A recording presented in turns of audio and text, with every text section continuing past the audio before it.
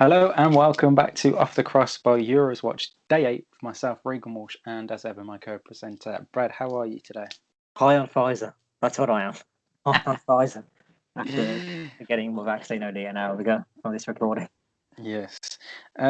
So we had both Group D games take place yesterday and one in Group E. And we'll start off with that Group E game as that was the first between Sweden and Slovakia.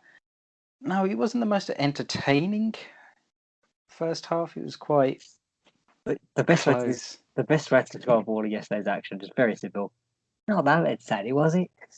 Yeah. There was definitely chances for Sweden in the first half. I can just think of Alexander Isak having one or two. I don't think Slovakia really tested Robin Olsen in goal for Sweden in that first half, if I remember correctly. It actually seemed like a team happy for the point. Yeah, which is failed to get the point. Yeah, which is very strange compared to how they played against Poland in the first game. I don't see why they wouldn't try to win this, considering that they play Spain next and they won't want to be trying to fight to get through against the Spain team that's probably going to be in the same position. Yeah, 100%. Again, the second half started off quite slowly. Both teams were putting in half chances, but nothing too serious. And then anything happened in that first half, I dozed off completely. Yeah, I think he did. And then Sweden were awarded a penalty in the 77th minute after a foul by, I've completely forgot who. What was the penalty? Who did Dubravka foul? Oh yeah, he brought down Quaison. Yeah, Quaison, and yeah, a good penalty. Yeah, from Emil Forsberg to give Sweden the 3 points and move them to the top of the group for now, I believe. Yes, so they have a 1 point lead over Slovakia, but obviously Spain versus Poland is to come later on today for us. But yeah, so Group E is really wide open. I mean, if Poland are to win later on, there'd literally be 1 point between first and third, and then 2 points between Poland and Slovakia and Spain, who could potentially be last place by the end of today. But yeah, not a lot happened in it, as obviously Sweden will be happy with the result, but haven't yet sorted their place for the round of 16, although it does look likely because if obviously Poland were to lose, then they would have the hard task of getting a point themselves. And hope Slovakia don't do anything in their final match day. Then on to the 5 o'clock game between Croatia and Czech Republic. Now this game seemed a lot more open in my eyes. Kind of. I think it seemed to have that bit more something to it compared to the Sweden game, I thought. Well, that's not saying much. Well, yeah. Considering that first half, but I think Czech Republic did what they wanted to do, but Croatia didn't step up until the second half. Yeah, it was another game where they just don't look at themselves from that 2018 World Cup where they had an incredible run. They look really, I don't know, fragile, like a complete different embodiment of themselves back in that 2018 World Cup. This time around, they just look shaky. I mean, Patrick Schick scored a penalty after he was fouled by Dejan Lovren after the defender elbowed Schick in the nose. There was a lot of controversy as to whether that should have been a penalty. It seemed from the commentators and some pundits online, but I think it was the correct decision. Yeah, it's subjective, and it's something like that. I feel like our commentators, the English media, the a certain generation, I believe, well, that's not a foul, is it? But yeah, God, it was. Yeah, like if Schick doesn't get a nosebleed, I think maybe then it might not be given. Why you bleed? Why are you bleeding? But the fact that you see the blood pouring out from it, like VAR, I've got no other choice but to award a penalty in that situation. Who had Patrick Schick for the golden boot? I didn't. Well, yeah, I mean he's having an absolute class tournament so far. And then in the second half, quite early on, Perisic equalised for Croatia. Again, lovely quick work from Croatia to get themselves rolling around in the second half. But then again, it was just something that seemed to die off the later we got into that game. There was chances for both teams, but it seemed after a certain period of time in that game, both teams were settling for the points. Yeah, I think Czech Republic would have definitely taken the point more than Croatia would have. Yeah, like Croatia needed to come out and attack in that last 15, 20 minutes, but they just didn't seem to do it. Yeah, they needed the win. Yeah. Let's face it. But Czech Republic seemed to be all but through. It feels like 4 points is going to be the marker for the third place. Yeah, it does. I mean, though they could still technically come bottom because Group D is really wide open with how it's set up. So anything can happen in that group, it seems. And speaking of Group D, England, Scotland. Yeah. I will now take a formal apology for what you said yesterday. You don't need a formal apology. You just take the smugness. But you could also start going in on Gareth Southgate because it needs to happen. Yeah, what on earth was it? Like, why are you going with two defensive midfielders in a game against Scotland?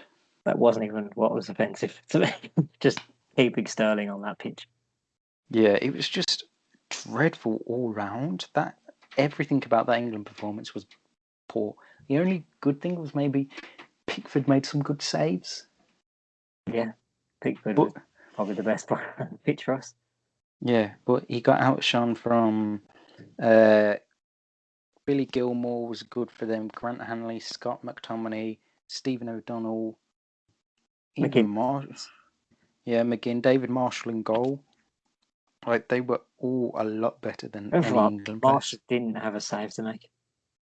Yeah, it was just easy for him. And then you look at England in contrast. I mean, Harry Kane's been nowhere in this tournament. He's good. We'll hope that he would be having a Gary Lineker style tournament instead. He's doing a Wayne Rooney. I think he's blown out from carrying Tottenham this season. And then the rest of the squad were not apparent. I mean, Calvin Phillips didn't have half the game we did against Croatia. Sterling was useless and did nothing. Have you seen the video that's gone around this morning of the fan pointing at his telly? No. Oh, that's one for you to watch. It's literally just pointing at like Reece pass Sterling, dickhead. So pass it out wide, pass it out wide, pass it out wide, pass it out wide. And then the second Sterling goes on the road, up quite. Don't dive, you fucking. Yeah, I mean, even the two substitutes. I mean, Jack Grealish won a few free kicks, but You see, this is what I expected. It's all right bringing him on, but what happened? We start attacking down the right for no reason. Yeah. What were we doing? Marcus Rashford again didn't offer anything when he came on. It's because he gave 10 minutes. balls to him. Yeah, I mean, I said it after game one, and I'm now crying out for it in this third game against the Czech Republic. Start Jadon fucking Sancho. Legit. If we don't see the likes of Sancho, even Bellingham. Yeah. Playing with Grealish, Sancho, Grealish, Bellingham at the start, and you drop Phillips, you drop Sterling. Pains would say probably drop Foden. Yeah. I don't think it's offered much, and for some reason, Grealish and Foden can't be played at the same time. The moment he made that sub, I knew that's what we get. We're playing for it, but he's never going to play both of them. Yeah, I mean, there's even a bit of me that thinks, do you bring Harry Kane off the bench for the next game and start Calvert-Lewin? If we'd have won Scotland, I'd have said Calvert-Lewin just has to start the next game. Just do it. It's just there's just something about Kane in this tournament. He just doesn't seem it, and I don't know whether it's how slow the build-up is and it doesn't suit his style of play, or... This coming deep stuff was just him. It's worst. Yeah, I mean, it worked for Spurs, him at Spurs a lot this season, because obviously he finished with the most assists in the league, but for this England team, it just doesn't work when you've got two holding midfielders already, and then you've got the likes of Foden and Mount as well, and Sterling. Mount had a particularly bad game. Yeah. But he did put some good dribble. It's just Sterling's crap. Yeah, like that whole team was just too defensive, and that's why when we got anywhere near towards the final third, there was no end product because everyone was so defensive. Yeah, Scotland were very well organised. They had 9 people back. Yeah, The majority. They probably deserved a win. Yeah, I mean, seeing Scott McTominay as part of like a back three or so was very surprising, but he did really well in that back line. But McTominay and Maguire in defence next season. Oh, Jesus Christ, no. I still ran, or Sergio Ramos is still there. I'd take that rather than having to worry about Scott McTominay. You're getting McTominay, Maguire in a back three next season. Jesus Christ, that doesn't fill me with any confidence at all. Yeah, it's just appalling performance from England, and everything that Southgate done in that game just was wrong. If anything, it's a good knockback down to earth for those who are getting slightly too overconfident. Yeah, and I was correct with what I said in the preview. People getting overhyped, right? And I was like, I can just see England struggling, and I was proven right. And it just, I don't know what. Like, yes, this England squad has the capability to go out and beat Scotland 3-4-0. Don't get me wrong, but when you play the way that he set up yesterday, you're not going to beat any team. Yeah, but a lot of Tyrone Mings in the after, he was honest. He just said we lacked intensity. Yeah. Players see it. Why can't Southgate? I mean, if England are going to have any hope of going through, I mean, at this minute in time, they are still going through in second place. But like we said, anything can happen in Group D because there's literally 3 points separating first and fourth place. Would I be disappointed if we finished second? Probably not. But would you be disappointed? I'd look at the setup of the last 6 and go, no, we face the winners of Group A, do we? That's nice. I mean, win the group and probably get beaten by Portugal. Yeah. So heading into the final day in Group D, it's England versus the Czech Republic, is it? Yeah. And Scotland, Croatia. Like that Czech Republic game now has meaning to it. Yeah. We would have wanted to avoid. Actually, I've just worked out because Croatia and Scotland are playing each other, England can only finish as low as third, not fourth. I was going to say, and looking at it, because some of the third place Group Ds, we could end up facing like either a Group E team or potentially even the Netherlands. What do you mean? At this performance, at this minute in time, comparing the two nations, if we were to face the Netherlands or even Belgium, you'd say England are going to go out straight away. There's at least 5, maybe 6 teams that probably slap us. Yeah. Based on that. And top of that should be Italy. Yeah. I think most of the big teams would destroy us at this minute in time, realistically. Because they haven't really put in I mean, even going back to the game against Croatia, there was only really 2 or 3 standout players in that game. Yeah, it was a good performance, the Croatia one. But it did leave room for quite a bit of improvement. Yeah. No, it's good. It's going to be very interesting to see, because imagine if we get to the end of the group stage and Sancho hasn't played a single minute. That's pretty bad. Like, considering last season in Dortmund, he was involved in 37 goals, whether he's scoring or assisting. And I think each of his last 3 seasons at Dortmund, he has got over 30 goals and assists. Yeah, because the widespread changes have to happen in this game. But I don't think it's going to happen. No, it's too Southgate. He's afraid to look out of his standard 11. Like, he's got a favoured 11, and he doesn't want to change from it at all.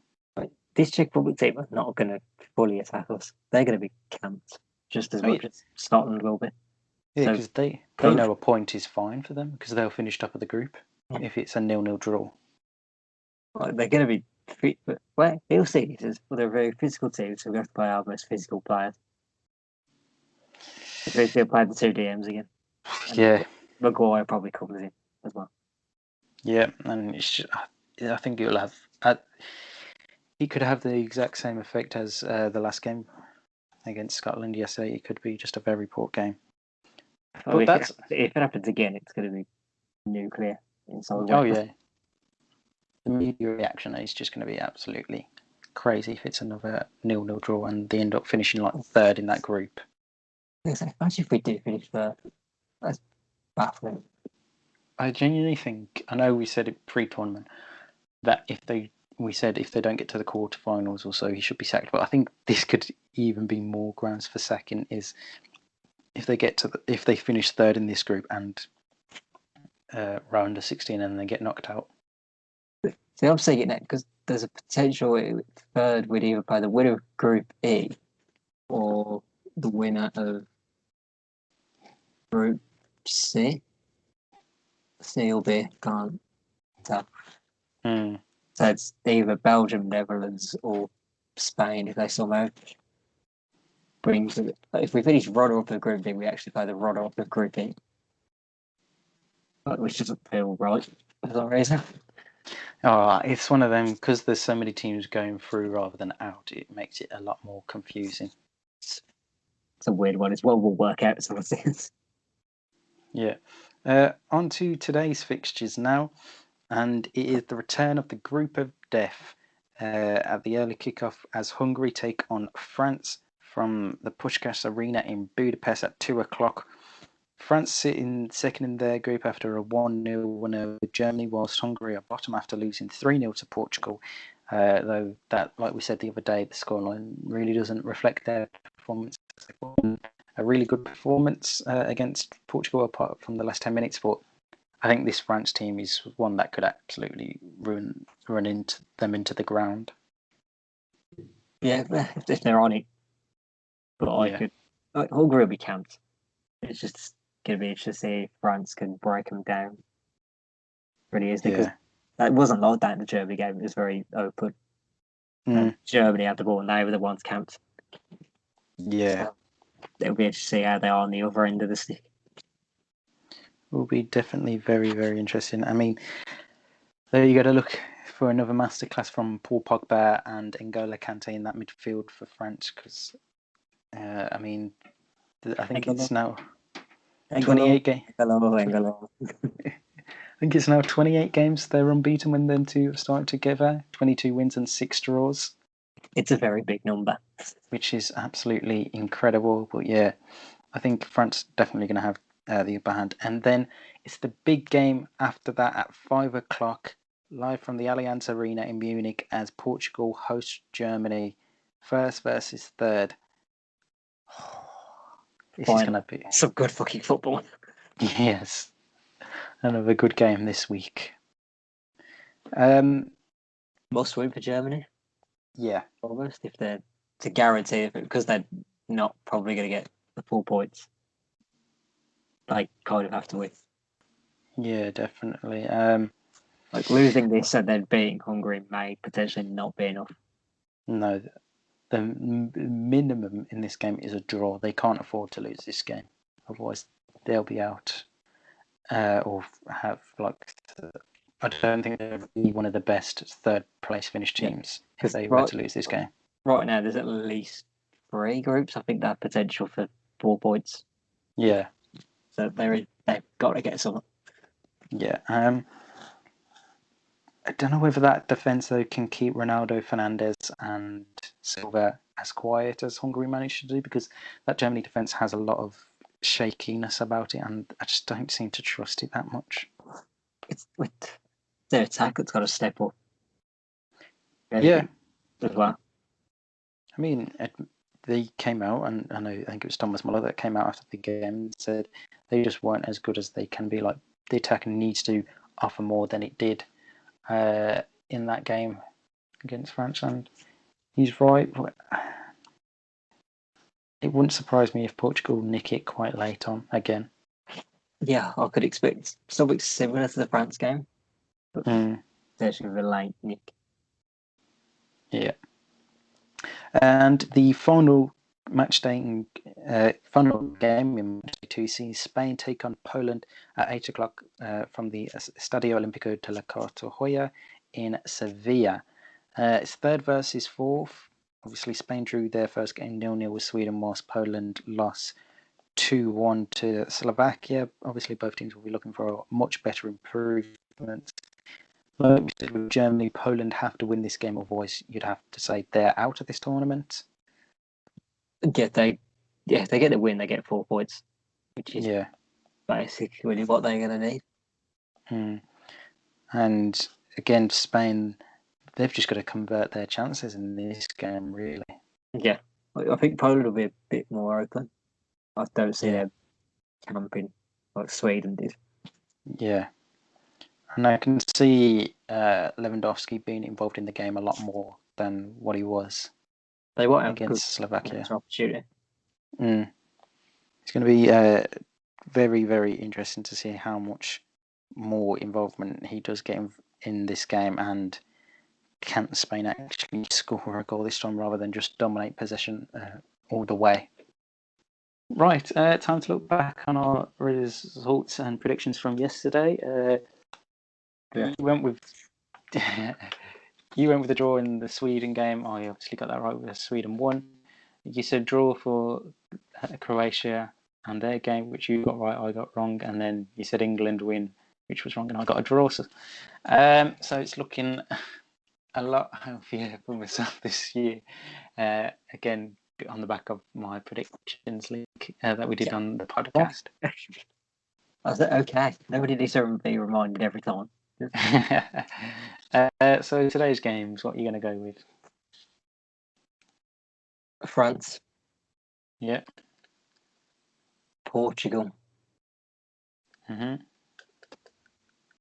draw. Yeah, I'm going to agree with you 100% on all three of them games. Interesting. Yeah. All right.